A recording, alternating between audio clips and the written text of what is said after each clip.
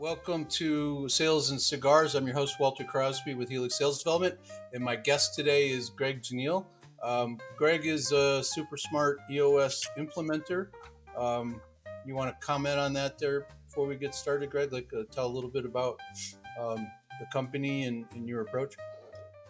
Yeah, absolutely. So, EOS was started by Gino Wickman out of the book Traction that he wrote a while back. So, I'm one of 772 implementers worldwide, and there's 250,000 companies running on EOS.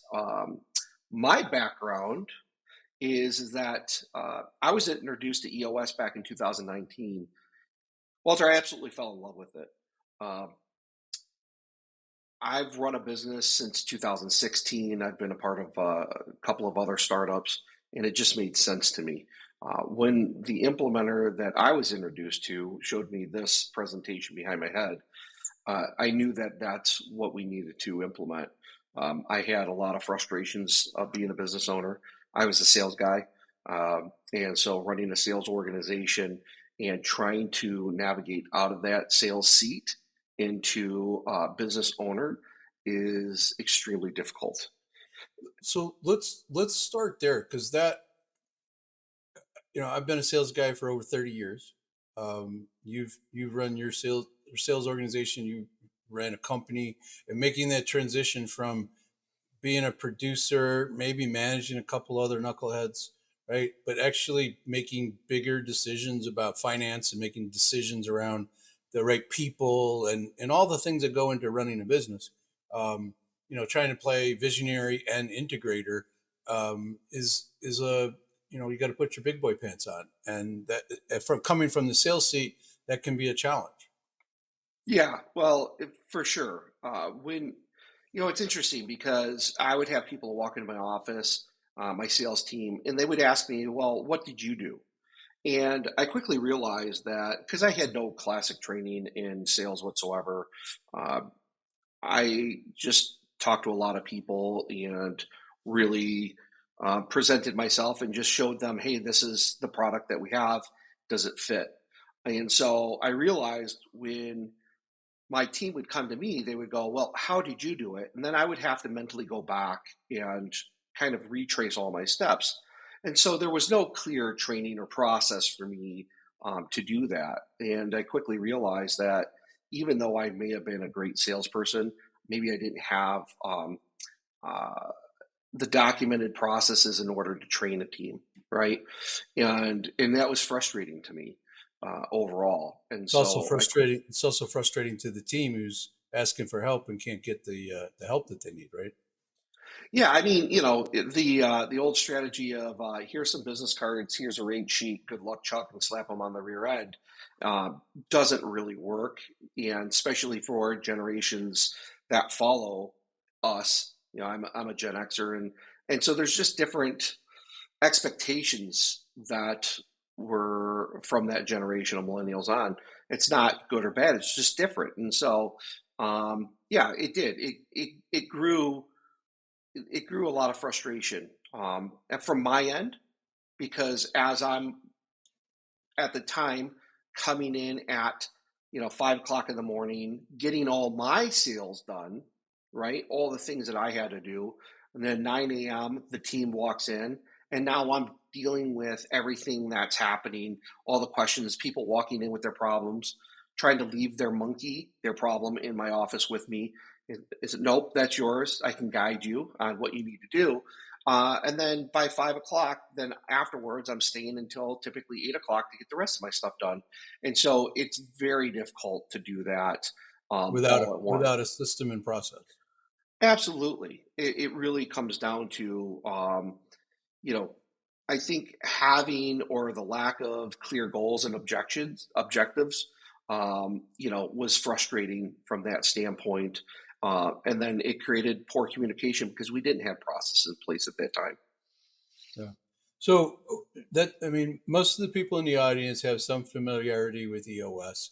So I don't want to go a deep dive as to the why. You kind of set up the reasons why somebody would entertain the idea of, because it gives you some basic structure to run your business. You still have to go set up a sales process and marketing process and lead gen, but it gives you the structure as to who, what, and why are going to do that. Um, so I think it's a good transition point for us to talk about one of the mainstay meetings in EOS is an L10. Yeah. And we can talk about the structure of an L10, but I think the idea of taking an L10 and applying it to a sales meeting has always been something that I've struggled with. I figured out ways to do it, but it's never just it's just not perfect. And I think I'd like to talk through that idea for the folks that are listening who do run EOS and are trying to figure out how to get their sales manager, their director of sales, VP of sales, whoever's their leader to run an L10 efficiently, but give the salespeople the things that they need in a sales meeting. So here's what I think those things are, and then we can kind of talk about that structure. Um, Yeah. they need we need the basic communication about the things that are going on.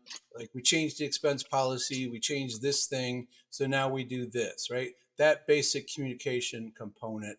This is happening over in marketing, or this is happening over in operations, so that information comes through. But we need to talk about some sales training, some sales development. Sometimes it's a group coaching situation, but if we put all that into one development bucket, there's got to be a piece of that we use. And I've used the structure in a different way, but like kind of like let's take that traditional sales meeting and talk about how that works in an L10 with 4 or 5 salespeople and a sales manager, talking about sales or business development. Yeah, I've seen it implemented a couple of different ways. There's a quote unquote pure way to do it in EOS, but let's just be realistic here on what we're talking about because um, I've seen it happen where so if everyone's familiar with the L10, the IDS session typically in L10 is about 90 minutes long, right? And so there has either been one way of doing it where there is a training component listed in the issue section that is always standing, right? So when we're talking about issues, we're identifying, discussing, and solving those issues. And so that brings up a component where we can get into more training. The pure way of doing it would be not all L10s need to last 90 minutes, right? If we can get through the IDS section of it and say it lasts 60 minutes or 45 minutes and then get into more of a traditional training. Because at the end of the day, no one wants to sit in a 3 hour meeting, right? When we're talking about Nobody. this. Yeah, no Absolutely. one does. Especially salespeople, where our attention spans are very short um, by nature. And so those are two different ways of doing it. I think that it has to really fit to what the sales team and what the sales director are comfortable with doing, right? And that it works.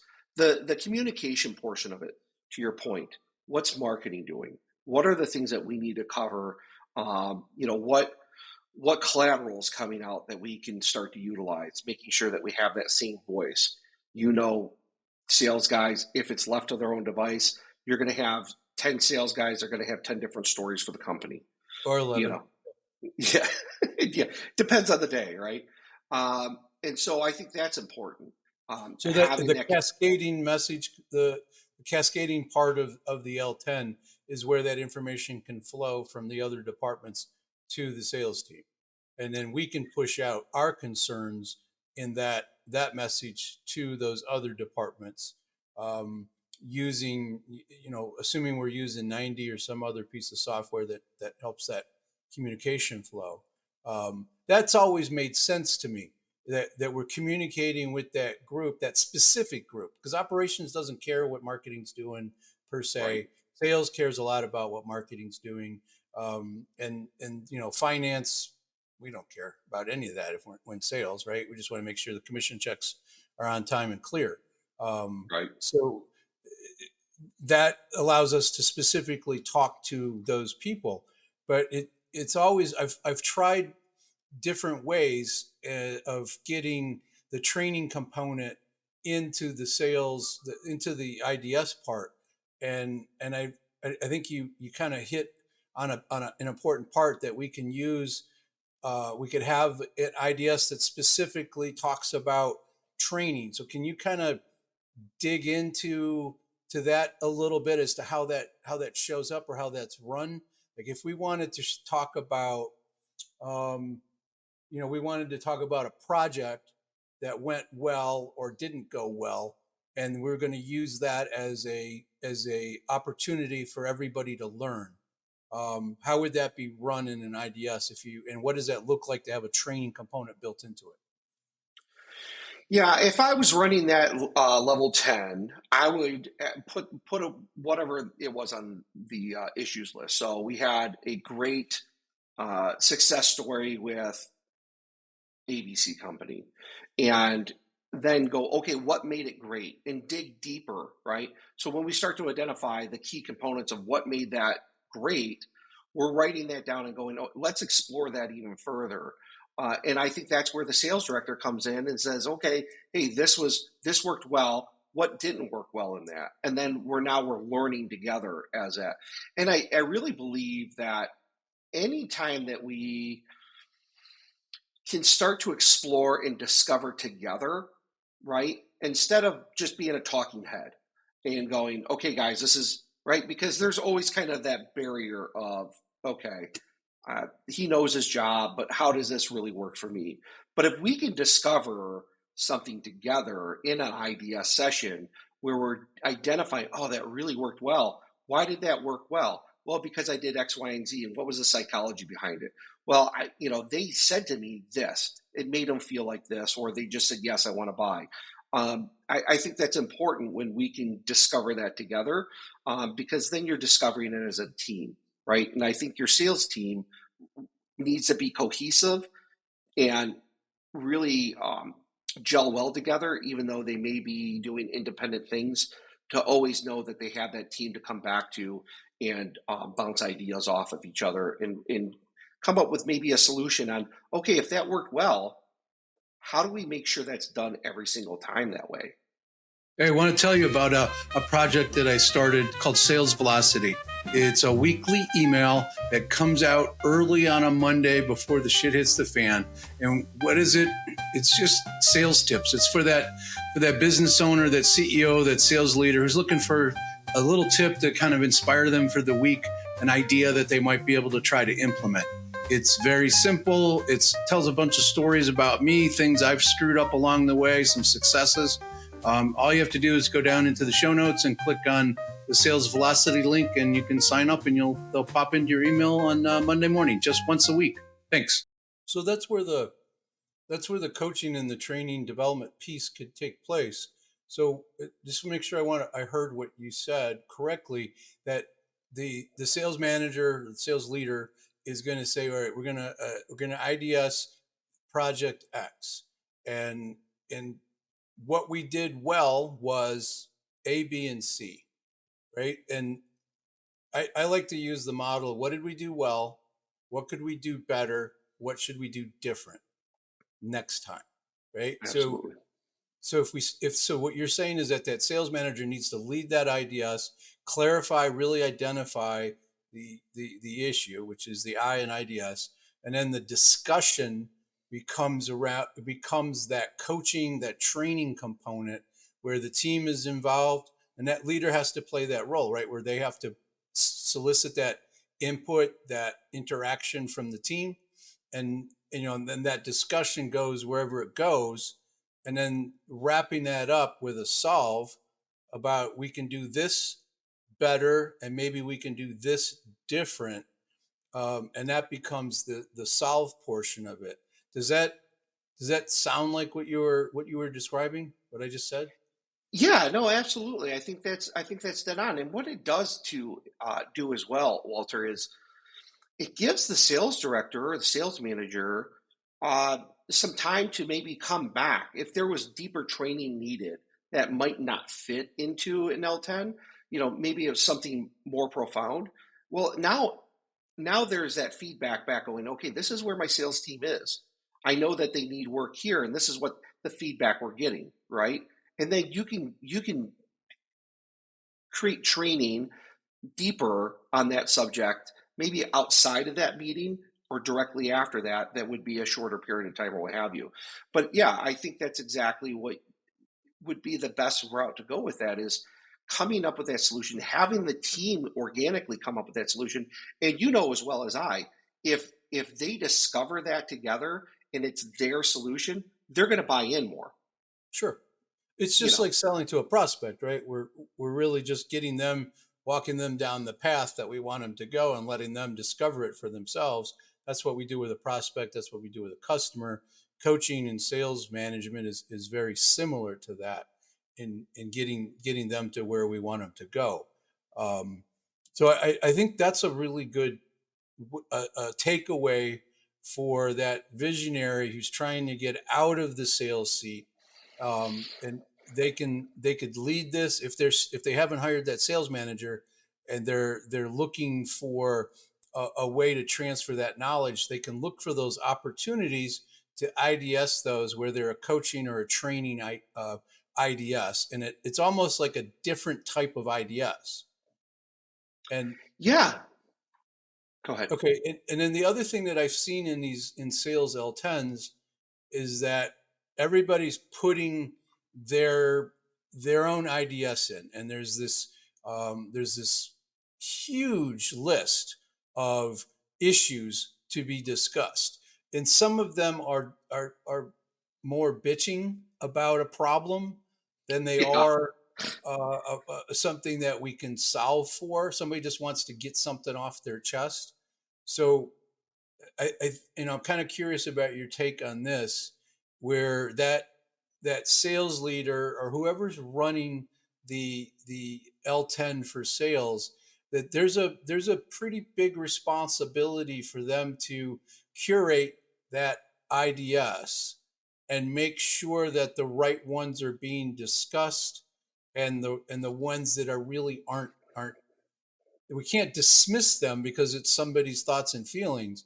But how would you deal with the ones where it's just like that guy always puts in two or three IDSs that are just complaints, that are him complaining, not there's really no solve for it because it's just the way life works.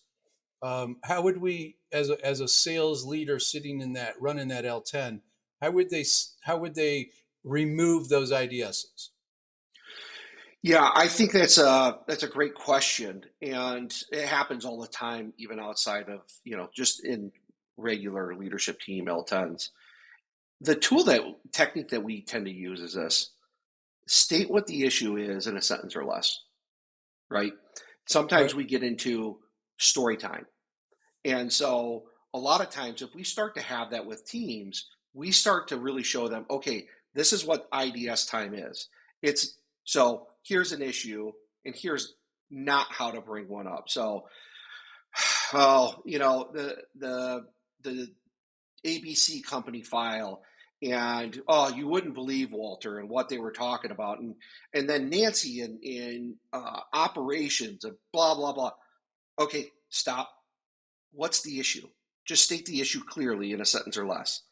And then they start to do it again. Stop. And so whoever's running the L10 has to be really comfortable with just shutting people off right away. So And that's really the issue, right? You got to be comfortable with that uncomfortable. That's not how we IDS. Can you please identify the issue you're trying to describe in one or two sentences? And then you just keep hammering them on that issue until they realize that they can't do that. It's like, all right, well then let's put that back here, and you and I will come and have a conversation. Like, how does that get resolved if they just can't identify it? yeah, if they can't identify it, and if it's just a bitch session, and then that needs to move on to a one-to-one, type of situation. And so what I've done in the past is that, you know what, hey, Tim, I understand what you're saying with that. I don't know if that's really appropriate for this conversation here, but let's take that offline because I understand what you're getting at and it's important, but let's take that after the meeting. And then we take that offline and talk about whatever that issue may be. Because IDSing is not a bitch session. It's not a Yeah. pipeline meeting, right? It's these are things that, hey, what pertains to the whole team? And so when I would run an IDS session, I would say, hey guys, I was in the mortgage industry, still am, but I would say, okay, let's not get file specific where we're really getting granular into an issue that really doesn't involve the rest of the team here. Let's take it offline. We can talk about that, and then that would be it. And so, what's amazing about that is when you start to go, hey, sentence or less, or two sentences or less, let's really identify the issue.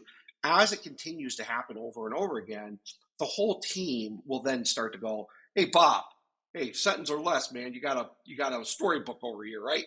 And they start to razz each other a bit. And I love that about teams. I think that's a healthy team. But that's kind of how we work that. And believe it or not, even implementers, when we get together, we have to be reminded the same thing, because eventually we get into story time, and some of our best implementers go, "All right, hey, so what's the issue? What's the Yeah, issue?" I love the idea of story time, right? It's like, hey, this is you're getting into a story. Identify the real issue where you need to discuss, or we're going to move on, right? Where you start off and you layer that, you amp it up a little bit, right? Where you consistently do that anytime anybody does it, Right. and then that trains everybody to start to realize it. And I love the idea that, because I think a sales meeting should be loud. There should be a lot of back and forth, people calling each other out. And I think of it like this: in an Italian family dinner table on a Sunday, they have Sunday dinner together. And those people, I had the privilege of being invited into an old school family, um, Italian family, to be invited to their dinner. And they never invited people that weren't related, right? It was just not something they did. And the old man took a shine to me because I did something. His daughter was being harassed, and I kind of stepped in the middle of it and stopped it. And he found out about it and thought it was like, you didn't have to do that. And like, I did, because 17-year-old girl shouldn't be being harassed by somebody. So I got Right. invited into a couple of these. So I had insight into this. And that table was loud. There was yelling at each other. Sometimes rolls would be thrown at somebody across the table. But the minute that somebody outside of the family, like, they would just converge, right? They could talk shit about each other all day long to each other, but not nobody else from outside the family could jump in. And I think the sales meeting should run like that, where the team is really after each other, trying to make them the better salespeople, supporting each other, but really pushing them. And if we can relate it to that, then they start, like you say, start policing each other. Hey, Mike, it's a freaking story. Like, what? Cut to the chase. What's the problem we're trying to discuss here? We don't have time for this, right? When that happens outside of the sales leader, then you got it going really well. And I think that's a great point that you made, that that becomes the barometer. But it takes that sales leader to be consistently disciplined to call out that IDS component. Otherwise, it just becomes unwieldy. Yeah, and that's what's great about that. When you have a team that comes together and they are protecting each other, what that also does too is it creates open and honest communication in that, where they feel like, hey, if I have an issue or I'm not understanding right, that we can really work that out. But I know at the end of the day, Walter, you got my back, right? Like we could razz each other, but if it's out in the sales world or what have you, and say, "Hey, I met so and so, and he's, what the hell's the matter with that guy?" You're not bashing him. You know that Walter's not going to be bashing me, right? And That we're protecting the culture, right? It becomes, we have exactly. we have a company culture, but we have a sales culture. and this L10 format will allow us to build that culture, and in sort of the we'll police that one person who doesn't want to accept the same standards as everybody else. We'll put that pressure on them to either get involved in the way everybody else is or get the hell out. Right? That's where I think it really makes a big difference. Absolutely. It's all about culture at the end of the day. You know, culture eats strategy for lunch, right? And when those guys come together, or team, if you will, and they start to police each other, and this is how we roll, you get the people that don't fit, they get out quickly. And they know that they can't be a cancer because hey, we don't put up with that here, right? We're not So gonna politic. So I really think that our listeners who are running EOS and are running these sales tons, the big piece of this is whoever's running that meeting, sales manager, the visionary, whoever that is, got to be comfortable with calling people out, holding to a certain standard, setting that standard, and making sure everybody's living it every time. And they got to make sure that they give them the rest of the team permission to call them out if they go into story time. And I think the story time is something that everybody can relate to. How do you feel about so the visionary still sits in the sales seat? They're working themselves out, but they're still there. Should they run that meeting, or should one of the salespeople run that meeting?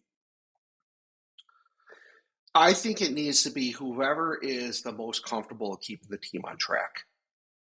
I really think that should be the case. If the visionary does visionary things and they get into story time on a regular basis, I think they have to give permission to the person that it feels comfortable being the jerk, right? Quote unquote, cutting people off. That's overall. Even at a leadership team level, uh, I didn't run RL10s in my company. I had zero interest.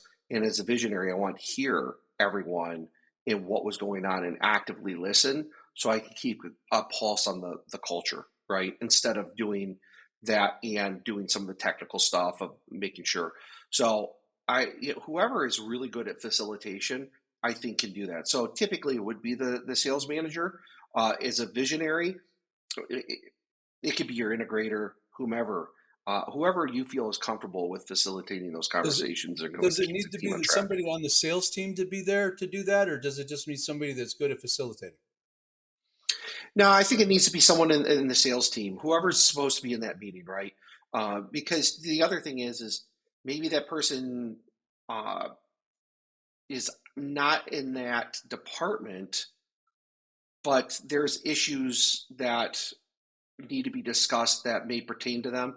We want to open and honest and healthy Yeah. relationship, and so we don't want to hold back if if Tim from accounting's in there and we are having accounting issues or what have you. Exactly. Okay, that's what I thought, and I think that's another big issue. I mean, in the last couple of minutes that we have, I think that has to be the start of this, and reminders have to be there if somebody's using an L10 format to run their sales meetings. Open and honest and highest priority. Those are the things that are important. And I'll tell a quick story. My first time going into a leadership L10, right? I was with the visionary, the integrator, another partner. I mean, like it was the leadership team. And I sat through a couple of them, and one of the integrator came to me. He's like, we're not sure you're being open and honest. And I'm like, I'm not. And they're like, well, that's what you got to do. I'm like, I don't think Right, you want me to be open and honest. And he's like, you need to be open and honest. Otherwise, this whole system doesn't work. Right. And I'm like, but right, I'm gonna call out people that are the ones that hired me because I was doing fractional work at the time. He's like, you just can't be a dick about it, but keep it professional, but you got to be open and honest about it. And it was amazing how that made a huge difference for me. I felt productive because I would rate meetings at a 7 or an 8 all the time because I didn't feel like there was that we made progress, and I didn't realize it was me holding things back because I wasn't being open and honest.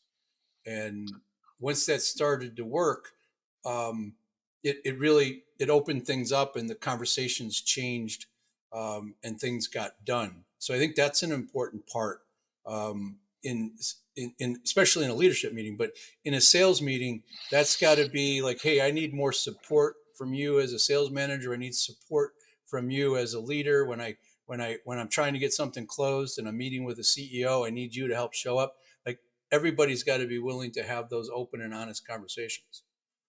Yeah, I if everyone realizes, and sometimes we have to remind people, we're in this meeting for what's best for the team, right? What's going to advance the ball down the field? It's not a meeting just for me or just for you. It's how do we get better?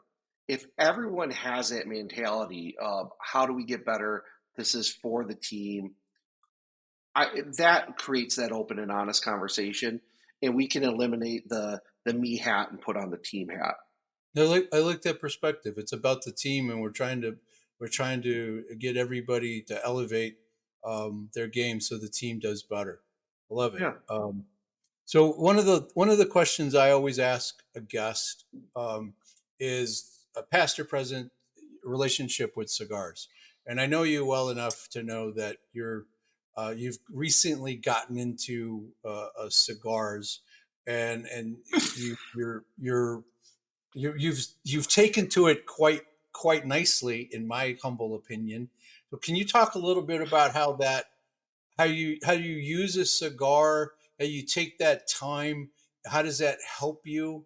Because you're not just smoking a cigar while you're riding around in the tractor. You're smoking a cigar when you have intent to do something. Can you talk a little bit about that?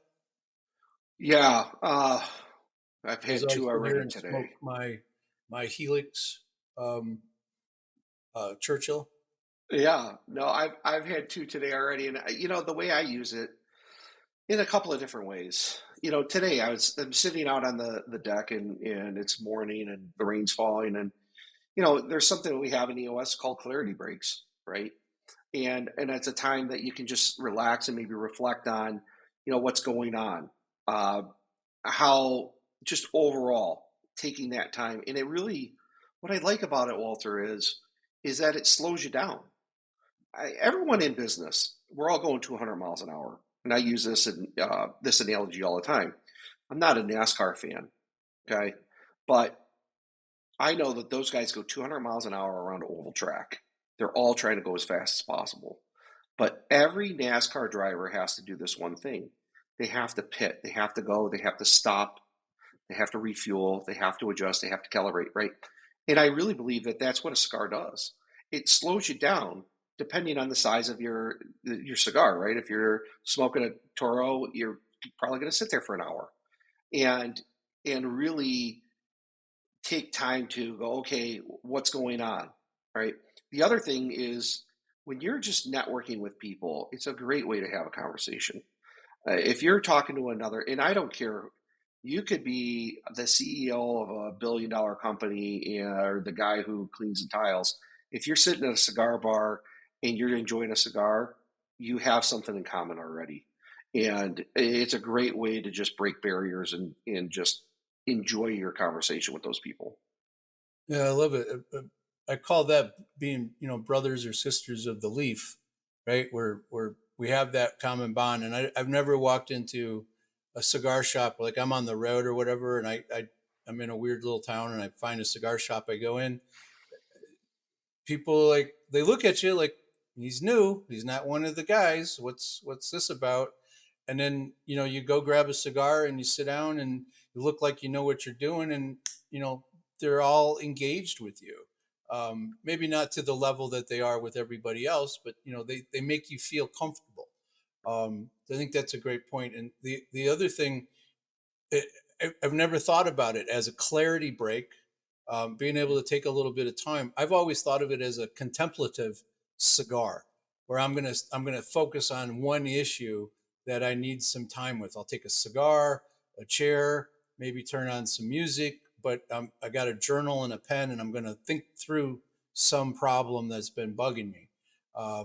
And maybe that takes more than one cigar, depending upon the size, or the size of the problem. But I love that tying the clarity break to the cigar. That's a great tool because that justifies you going to the local cigar shop and sitting there and having a cigar and enjoying yourself, or sitting on the deck. You sent me a picture the other day. You were smoking a cigar and sitting on your deck reading. It's a one of those things that you get to do when you enjoy a cigar. So I appreciate that. Yeah. So you said a bunch of smart things. We're going to have all of your connection, your links, and everything in the show notes. For somebody that's looking for an implementer, that's somebody that needs a little help, what's the best way for them to reach out to Greg? Yeah, they can either reach me through my cell phone, which will be provided, or email would be fine, and we can just have a conversation. The one thing is that I just present what we offer.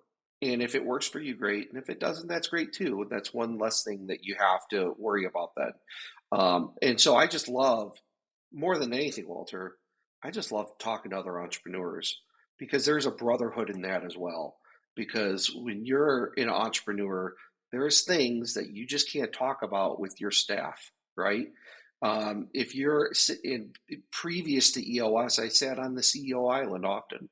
Yep. And so, you know, being able to talk to another entrepreneur and go, hey, I'm struggling with this, And they I'm more get than it, happy to. right? Yeah, They get that idea, and they're not judging. They're actually, like, I got the same problem, or like, I had that problem and here's what I did. Whatever that situation is. Sometimes you can't even, you're not even comfortable talking about certain things with your spouse, and that other entrepreneur having a cigar doesn't suck when you're doing that. So I yeah. appreciate it, Greg. Thank you for taking the time. And I look forward to. We've got a cigar event coming up. I'm looking forward to it. So am I, absolutely. And yes, I have taken to the cigar world pretty well. So my wife came Well, on. now, She now goes, you "How have a many?" thing. You can just tell your wife you're going out to have a clarity break. That's right. How many clarity breaks do you need in a day? Five. Yeah, at least three, maybe five. Yeah, That's right. awesome. All right, man. Thank you. Appreciate it. Thank you, Walter.